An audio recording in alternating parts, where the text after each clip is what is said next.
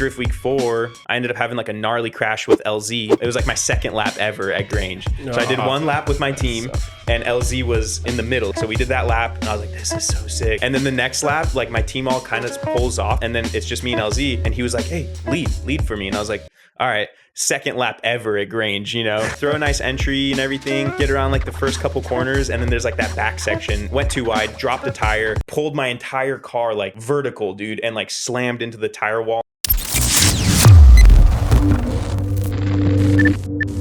Drift week. I've done 2 drift weeks. Probably a good thing to talk about. So what is that like? Give us the behind the scenes. Like, what's the actual details that? Because everyone, I feel like, over glorifies it on YouTube. So one thing I will say about Drift Week is, I want to say I heard you guys talking about it, about people like trailering their cars now, or like some people trailering cars. That. I wouldn't probably drive my car. Well, the thing is, like, when Drift Week 3 got announced, so I'm in NorCal, and Drift Week 3 got announced in the Pacific Northwest. So one of the tracks was the home track that I drive, which I call it my home track, but it's 6 hours away. But it's like such a good it's Drift Nirvana, dude. Okay, so it's like it's my home track because we'll go there multiple times a year, you know. And it's a kart track, but it's just so much fun. And so that was one of them. And then Park was another track, which, like, I've always wanted to drive Park, and like you just see, you know, where Chelsea, when he lived in Oregon still or whatever, like that was his track where he did all the School of Drift and whatever. Like Park is like another really sick track. And then Villains Sportsland, which is a mirrored Mahon layout. Yeah. So like, and they have this gnarly wall, and like people total their cars all the time. So I was like, definitely want to drive this track. Yeah. And then it was Evergreen. And dude, I saw a couple cars get straight written off when we were there. But so I was like, okay, 4 tracks, 1 I've driven, 3 I've always wanted to drive. Like, so I was like, okay, I'm going to try to sign up for Drift Week 3. And at the time, when I talked to Aaron on the phone, you know, he's like, you got to drive your car. Like, there's no trailering. You can trailer to the first meetup point, which was Portland. And we met up at Y Plate Imports. Yeah. And so we trailered there. And then from there, we like left our trucks and trailers. You know, if they helped you kind of find places to leave them, or like I ended up getting to keep my truck and trailer at Y Plate for the whole 2 weeks that we were on the road. But yeah, you had to drive the car. There was no trailering it. Like the only time your car's on a trailer is if it was literally so badly broken that you were just like, I'm out. I'm calling it. You know, I gotta get out of here. So yeah, we all like street drove Portland to Walla Walla, Washington, which is where Villains is. And then from there, that was like a 9-10 hour drive. And then from there to Evergreen was like another 9-hour drive. And then from there to Medford was like a 12-hour drive. It was like a whole day of just driving, dude. And like and back to the coupe versus hatch thing.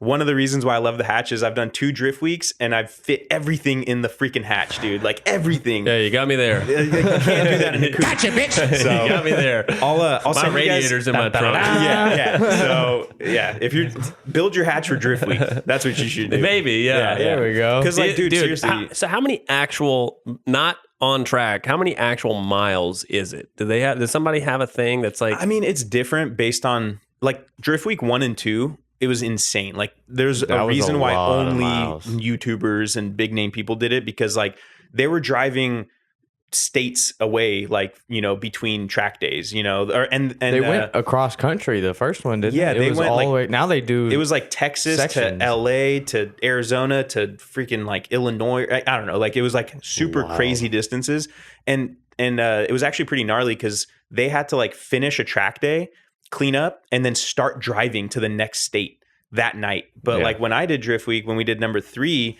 he had it kind of planned out to where you were at the track for 2 days and then you got a travel day. The next day was a whole day of just travel. So you got to like take the entire day to drive to the next state or the next track or whatever. And so, yeah, 1 and 2 is gnarly because they were like, you just finished driving 2 days back to back and you just finished loading everything up, start driving to the next. Like, dude, you're driving overnight. Like, so I think Aaron realized like, okay, this is pretty gnarly for like the average, you know, kind of the regular dude. So with 3, when he kind of like was talking, when we were talking on the phone, he's like, yeah, so like, it'll be like this, you'll have time to like drive to the next track, blah, blah, blah.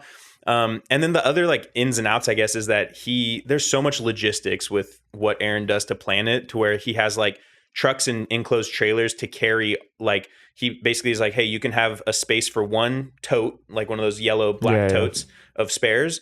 and then 4 wheels, and like we'll carry that stuff for you. So he carried 4 wheels for me, a tote, and then everything else is in your car, like all my other spare parts, like I don't know, like sleeping stuff, chairs, canopies, like spare parts, like just my luggage, my passenger's luggage. Like we were stuffed, like there's stuff falling from right here, like, you know, with a cage in the car and stuff. So like you're packed in there tight with like everything, you know?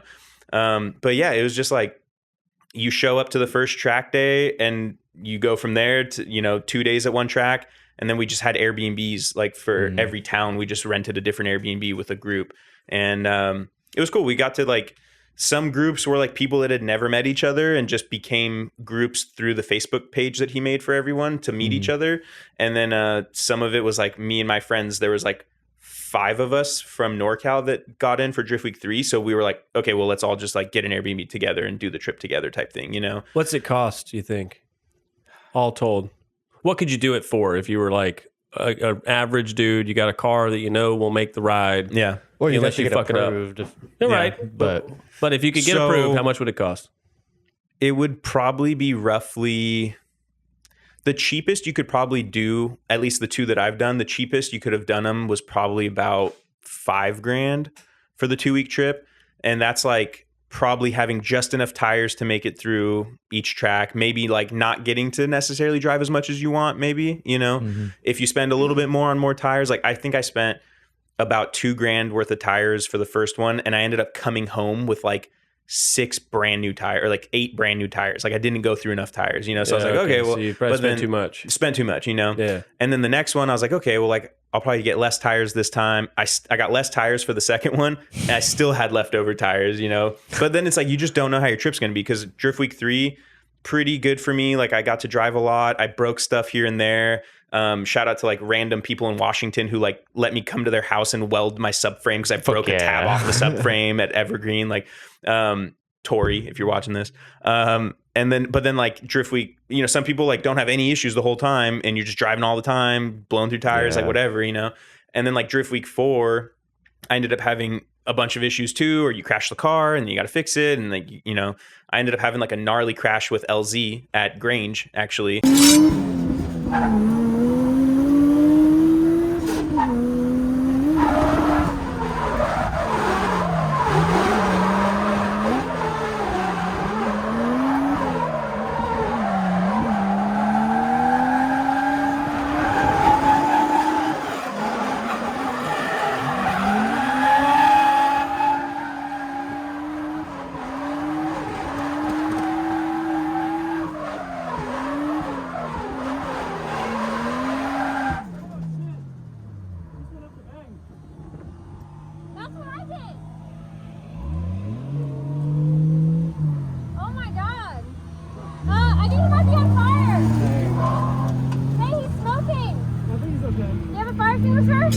And that took me out for like the rest of that day, you know. It was like my second lap ever at Grange. So I did one lap with my team, and LZ was in the middle. It was like 2 of my teammates, LZ in that S13 JZ car that he has, and then my other teammate, and then me in the back. So we did that lap, and I was like, this is so sick, you know.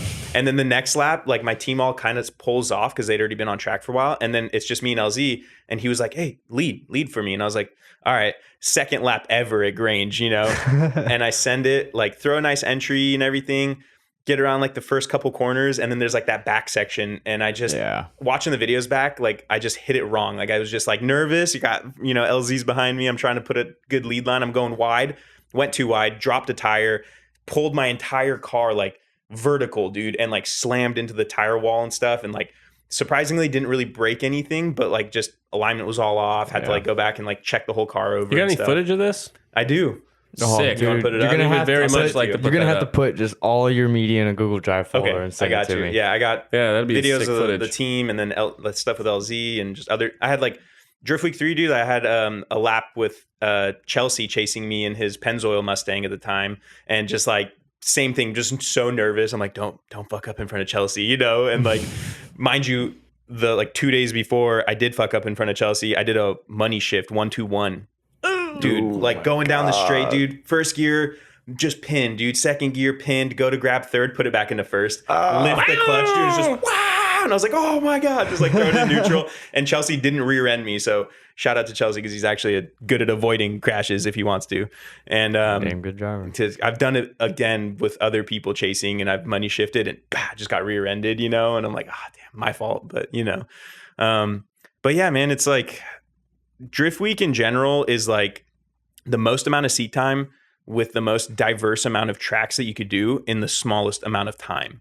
And like that to me is just like, you can't trade that for anything else. It's one of one, you know, like to drive 4 different tracks that if you tried to go drive separately on separate occasions would cost you more than doing it all together with Drift Week, you know.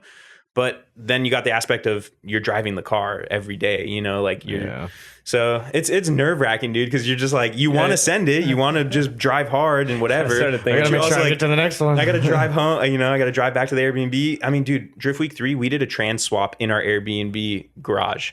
My friend's IS300 blew his trans in the middle of the second day at Medford. So that night we're leaving, we got to check out of the Airbnb at 11 a.m. It's midnight and we're like starting a tranny swap in the garage of this Airbnb. And we're just, he carried a spare trans in the trunk of his IS the whole trip because he just knew his trans was going to blow. Sure enough, third track blows the trans, bro. So then we're like doing this trans swap.